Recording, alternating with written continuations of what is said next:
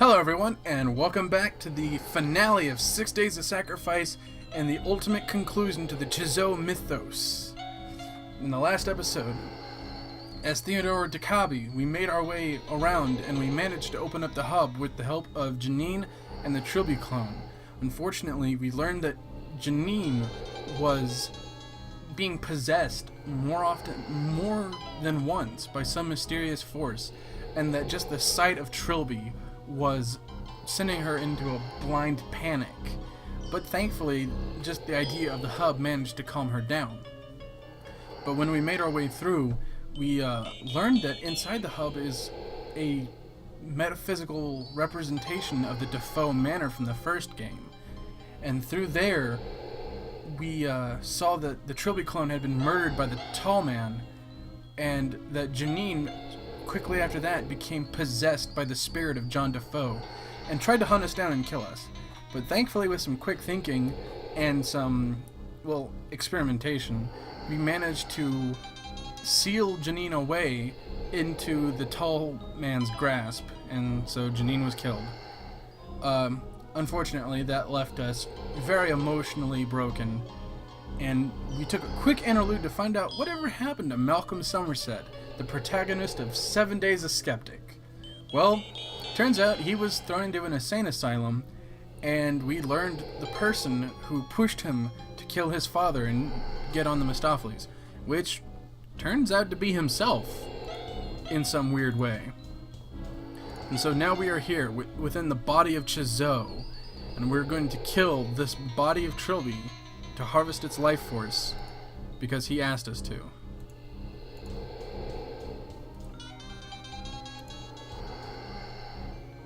Okay.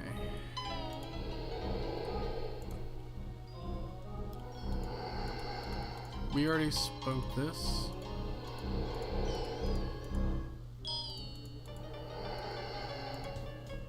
Alright, there we go. I'm sorry. None of it was your fault. Remember that.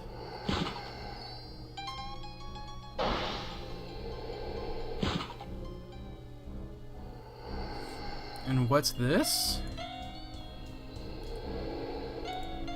It's another Trilby, but he looked so much younger and healthier if it weren't for that stab wound. It's Trilby at the end of Trilby's notes as he lay dying. Is this how he survived?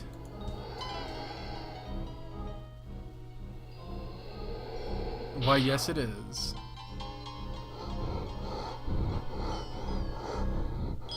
You felt that, did you? I think I should get out of here.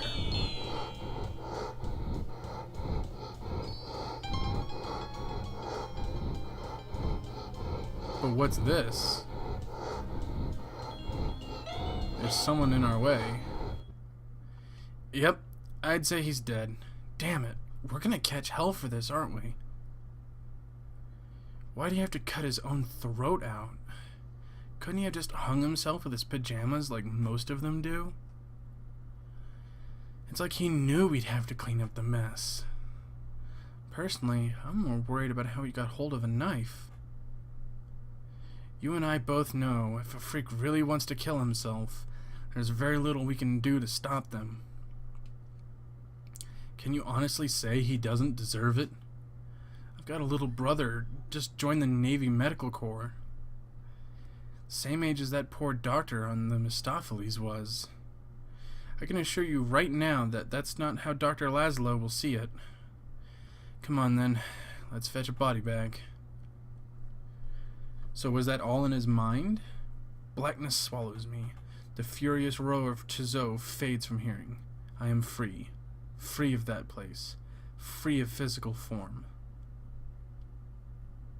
The ebb and flow of time flutters against what passes for my body, caressing me like a lover. When I was a man, I was Destiny's prisoner. Now, I will be her servant. There are men and women who must be guided. I will be the caretaker.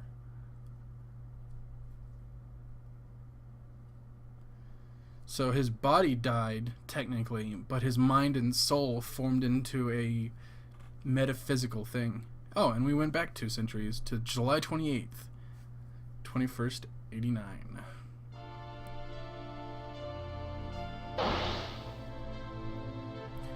You could not have saved her, Dakabi, but there's still enough time to save yourself.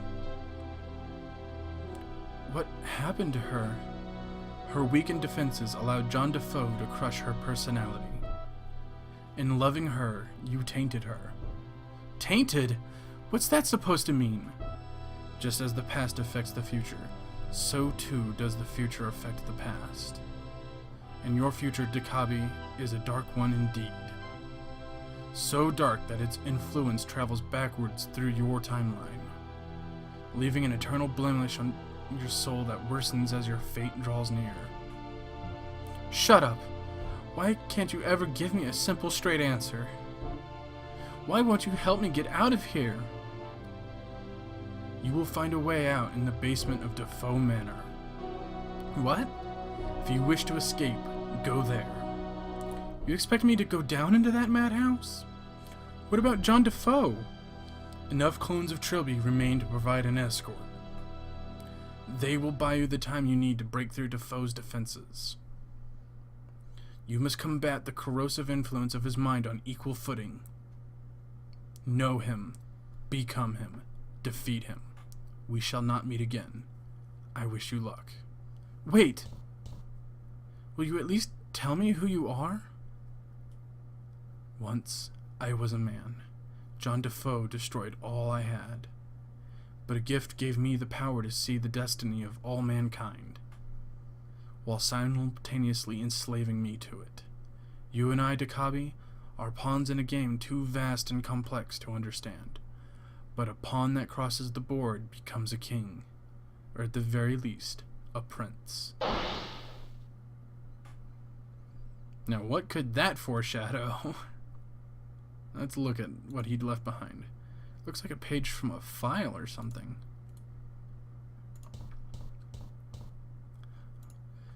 Freehorn's blade is one of the Order's most sacred relics.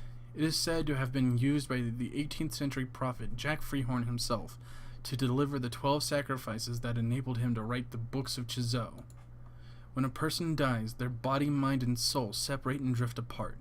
An individual killed by Freehorn's blade, however, separates differently. They leave their body behind, while the mind and soul remain together. This results in a non-corporeal spirit of unusual ability, capable of strong manifestations, but they remain forever under the command of the one who wielded the blade. An individual can exploit a loophole in these rules by killing themselves with Freehorn's blade, which would theoretically transform them into an immensely powerful spirit, a magic-infused force of pure will. None, however, have yet chanced this. Well, it seems like Malcolm convinced himself to do it. So we're going to go ahead and save. Because what we're about to do is a little spooky. And it looks like John Defoe's influence is completely just settled now here. He has completely taken over the facility. All of anything that was and is gone.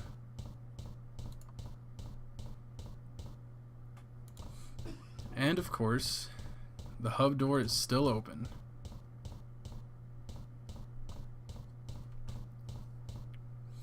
Will you three come with me into the hub? If that is what you order. We do only as we are told. How many of you are there? We don't know.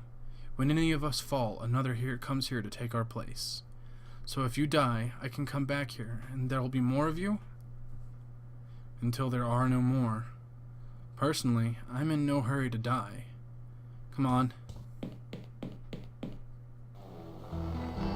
Here's that paper that we saw before. Let's look at it.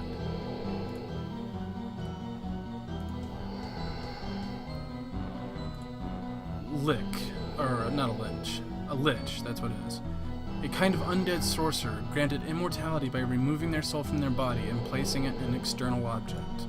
The lich's body is indestructible. It can still be stretched, twisted, and made to feel pain, but only damage to their soul artifact will cause permanent damage.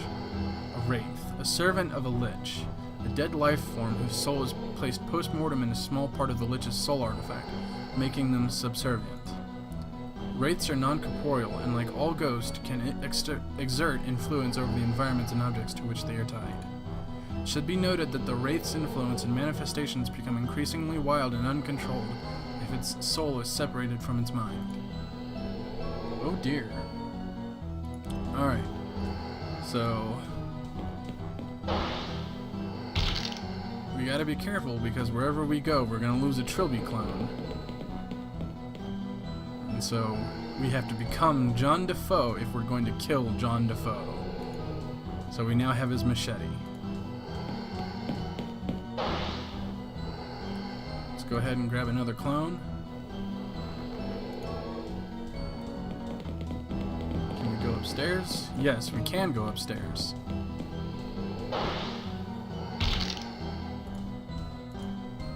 We accidentally lost one. Alright. Oh dear. Okay, let's get that welding mask.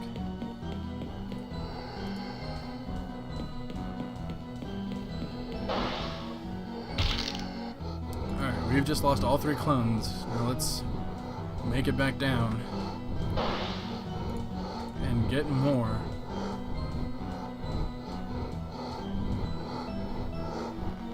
Alright. Talk about spooky, huh? And kind of morbid.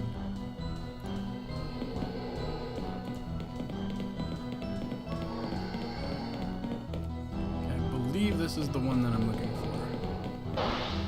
Yep. And there we go.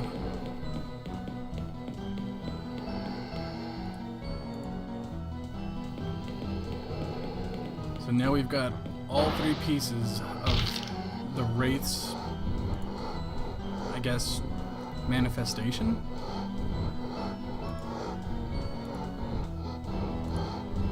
Oh, come on, Dakabi, listen to me.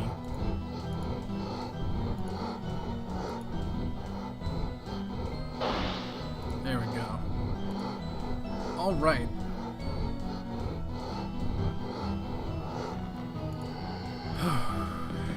How about that?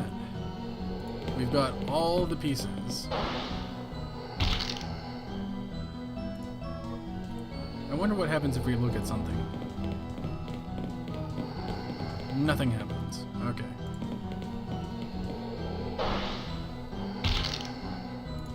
And we just lost our last... Okay, yeah, if we can see something and look at it, we get the phrase, it hurts. Oh, except for that. When I look at it, there's a feeling like the bottom dropping out of my mind. What we want to do is use the outfit on the hole, which will allow us to pass, but the tall man kills the last clone.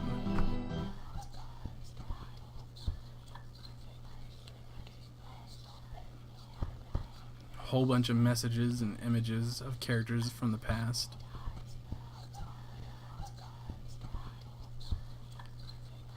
As it appears, Theodore undergoes the same possible process that Malcolm underwent. Oh, they all transformed into the tall man. And now it's all the protagonist. Now it's all the characters.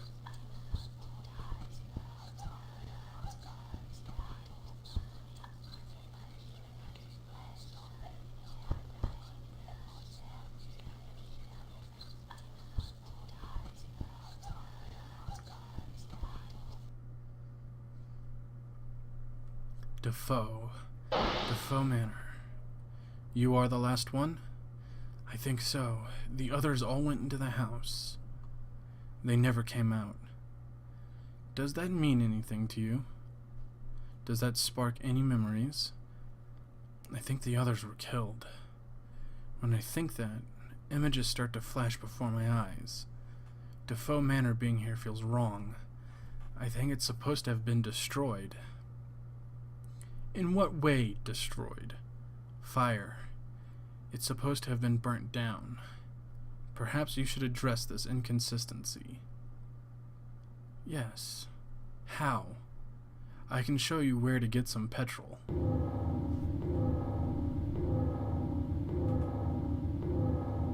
So I can't see anything, especially not through this smoked visor. Let's look at it myself. I feel disconnected, like I'm looking down on myself from outside.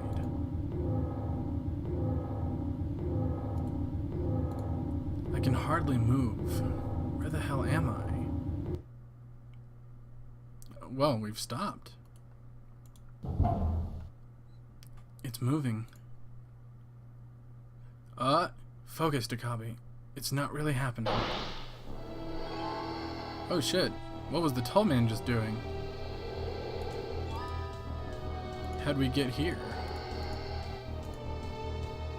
And there was a little callback to the end of 7 Days a Skeptic. If you were eagle-eyed, quick-witted, sorry. Anyway, there's a tarpaulin here. It looks like a large cuboid object covered in a tarpaulin. I don't think it belongs here. There's some kind of document lying on it. I'll add it to my journal. Children of the King, rejoice, for the time is finally at hand. Our patience these last few centuries will finally be rewarded. 200 years ago, the body of the bridge keeper was destroyed. 200 years from now, the soul of the bridge keeper will meet the same fate. These are known as bridge events. Their significance was so great that they sent ripples of weakness through the timeline itself, echoing off into both the past and future. On the 28th of July, 21st, 89, the ripples from the past will collide with the ripples from the future, creating an area of extreme weakness between the two realms. If the third bridge event, the destruction of the mind, occurs at this point, the force of the explosion will penetrate that area of weakness and form the bridge between the realms. Over this bridge, the king, Chay, will come. He will come to save us and all the men of technology from sin. We must, however, be alive to enjoy this new age of perfect purity. And so, it is important that the complex and ophthalmology building be evacuated at least 1 week prior to the bridge event. Well, isn't that interesting? What's under the tarp? Oh no. It's a bomb! There's enough nano-explosive here to atomize the country. Nothing for it. I've got to try and disarm... Wait a second. This bomb's already been defused. So you see what was going on? Looked as though the tall man was disabling it. The wiring under the control panel has been ruined. As long as it's not damaged, this thing isn't going to explode. So let's get out of here.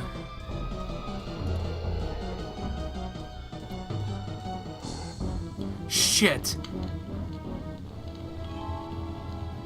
No. No!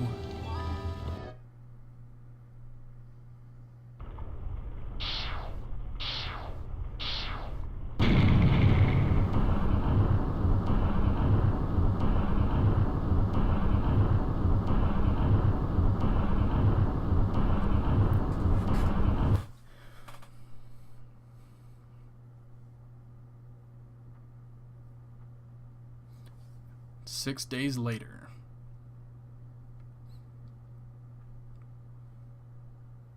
You're watching UCBC News. Investigation continues into the circumstances that resulted in a nano-explosive detonation in the country of Buckinghamshire 6 days ago. The blast completely demolished the ophthalmology building, which had been purposely evacuated beforehand, and several lead ophthalmologists are being held for questioning.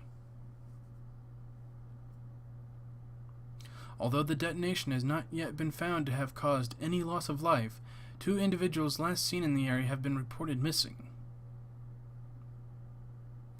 And environmentalists are already calling this the biggest ecological disaster in the entire history of the country. The investigation continues.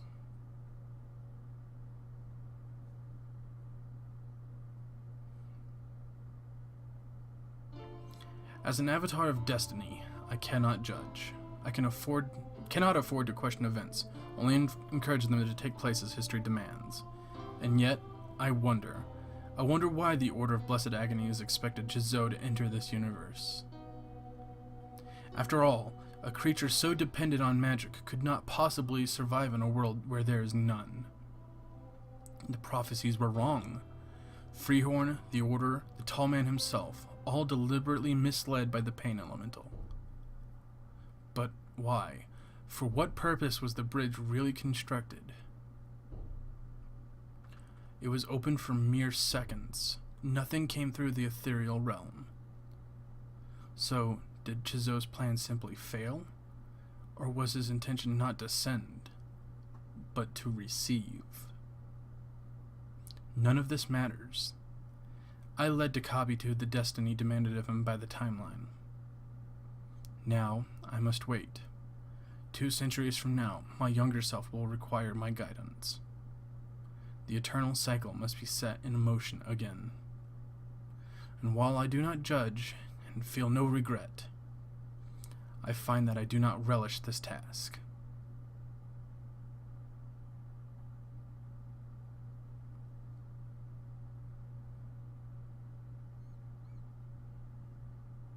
In the 18th century, the prophet Jack Freehorn put to paper the 3 books of Chay, the blood of the 12 sacrifices still fresh on his hands. The Book of the Prince, the Book of the Victims, the Book of the Bridge. This is the central tenet in the faith of the Order of Blessed Agonies. What is not known, even by the highest acolytes, and likely not even by the prince himself, is that there was a 4th book. It seemed to contradict the other prophecies, and Freehorn discarded the draft, thinking it a garbled message. This was the book of the new prince. Here is what it said.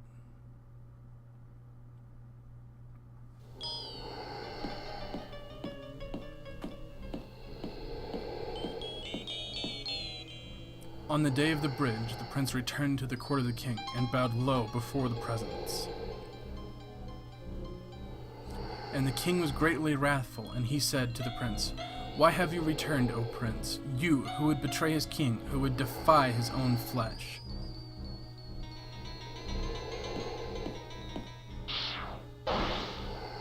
And with those words, the king threw down the prince and stripped away his vestments, and the prince once again became the arrogant man.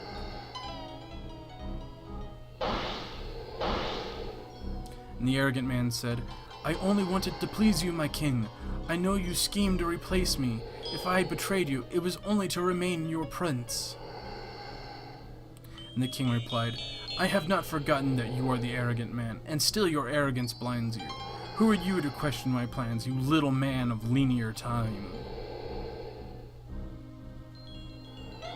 Who are you to believe he knows what is best for I, who has drunk down the agonies of 1,000,000 men, I, who has seen to the edge of forever?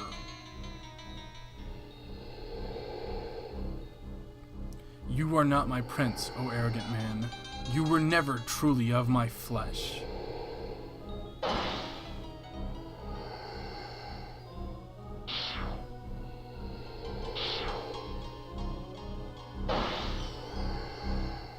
And the king took the vestments of the prince and gave them to the man of purity, and the man of purity became the new prince.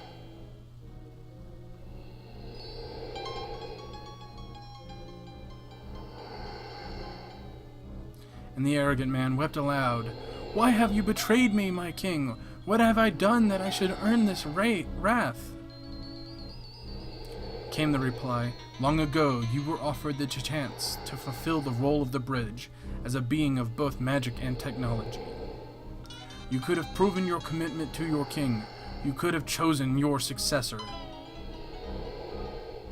But in your arrogance, you resisted and created the child to become the bridge in your stead. And after you learned the true purpose of the bridge, you had the audacity to subvert my will. Weakly, you sought to avert your destiny and the destiny of others.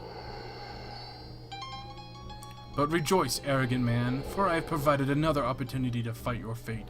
Simply defeat your successor and return to my side." The new prince faced the arrogant man.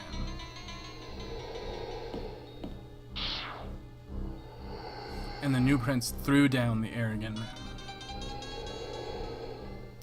Well, now we get to control the new prince. Protect him always, my king.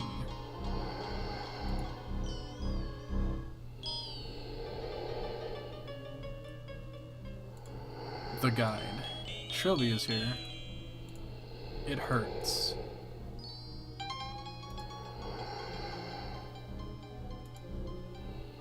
I never figured out how Trilby got here, though, is the real question on my mind. How did Trilby get here? Is this one of the clones? Can't talk to him. I've never been able to figure that out, honestly. I think it's one of the clones. The one who said he didn't want to die. Or the very, very last one. Take his place.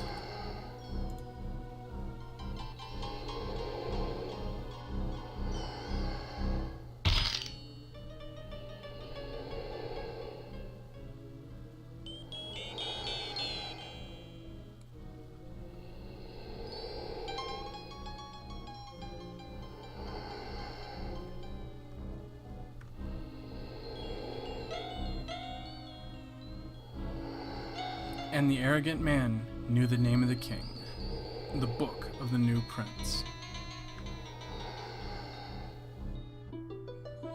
And there we go. The conclusion to the series. There were little hints here and there about the true designs of the overall story well, they didn't originate in the first game, and they were only barely touched on in the second game. But by the third game came around, they were dropping a lot of hints between the struggle between the tall man and the pain elemental. And he worked it all masterfully into this final entry into the series with 6 Days of Sacrifice. I personally think this is a great Lovecraftian-styled horror story that was just masterfully well done. This is one of my favorite adventure games, and I'm glad I got to share it with you guys. There's actually more to this series, believe it or not. Not technically, like, games, but there were these 3 text adventures that he released before this game came out that explain more about the books of the Blessed Agonies. And he created something of a pseudo-sequel called The Consuming Shadow, which is on Steam. It's a roguelike game where you have to try and stop these, like, elder ancient beings from invading the world. And it has nods and hints and stuff to the Chozo mythos. But either way, guys, I hope you enjoyed this series. I loved sharing it with you. Bye for now. See you in the next series.